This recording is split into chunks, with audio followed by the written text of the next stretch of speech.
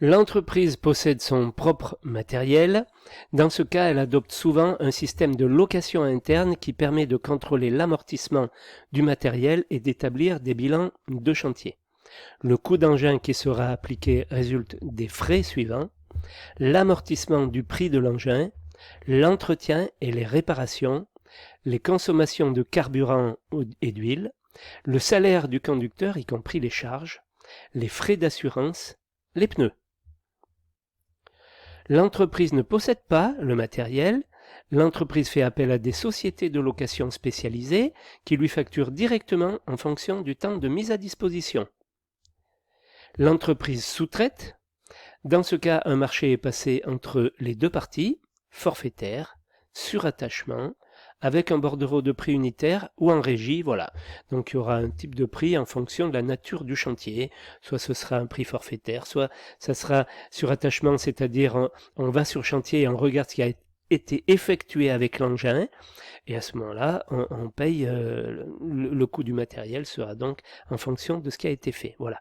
Un bordereau de prix unitaire ou en régie, ça, toujours pareil, en fonction du boulot qui a été fait, quoi. C'est le cas bien souvent pour les terrassements, les ouvrages de génie civil, moins pour les autres ouvrages, enfin, ou très peu pour les autres ouvrages de bâtiments.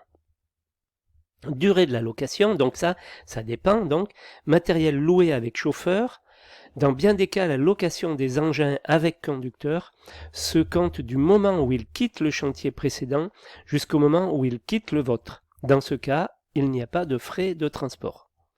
Lorsque l'engin est transporté par un porte-char, la location débutera à l'heure d'arrivée sur le chantier jusqu'à l'heure de départ du chantier ou de mise en disponibilité. Mais il faudra rajouter les frais de transport de l'engin, qui souvent est un forfait. Mise en disponibilité, c'est le cas d'une grue en location par exemple. La location débutera du jour où l'on peut commencer à l'utiliser jusqu'au jour où nous demanderons au loueur de la démonter. Matériel loué sans personnel. D'une manière générale, la location débute de la date de livraison à la date de départ de votre chantier ou de mise en disponibilité.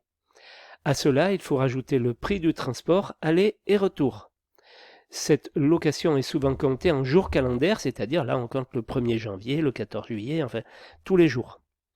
Il faut donc éviter de se faire livrer du matériel le vendredi et de le faire reprendre le lundi. Vous paieriez en plus un week-end. Mode de calcul, donc le matériel se rendant par ses propres moyens sur le chantier, il faut prendre en compte le temps d'utilisation sur le chantier, plus le temps de transfert d'un chantier à l'autre, multiplié par le prix de location.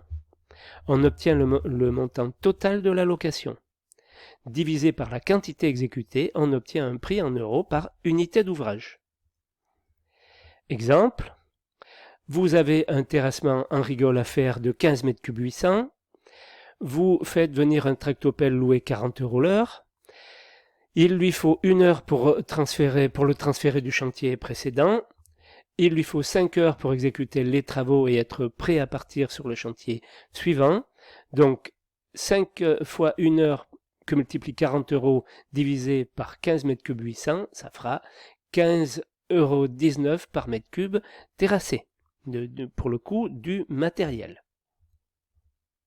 Ou, quand on calculera le prix en déboursé sec du mètre cube de fouille en rigole, on pourra dire que le temps d'engin passé par unité d'ouvrage sera de 5 fois 1 heure divisé par 15,800, 0,38 par mètre cube.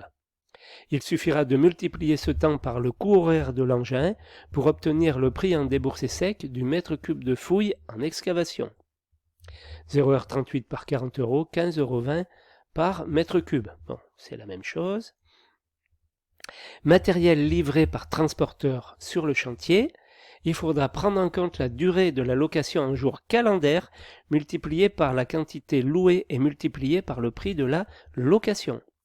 À cela, il faut rajouter le prix du transport aller-retour pour obtenir le montant total de la location divisé par la quantité exécutée. On obtient le prix en euros par unité d'ouvrage.